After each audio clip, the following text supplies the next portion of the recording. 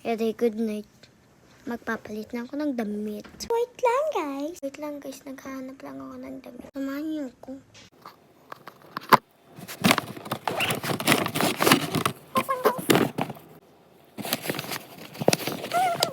Palit na tayong damit. Ayan, magbihis na tayo.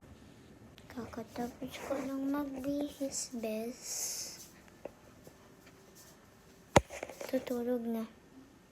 Nandito na ako sa bed ko.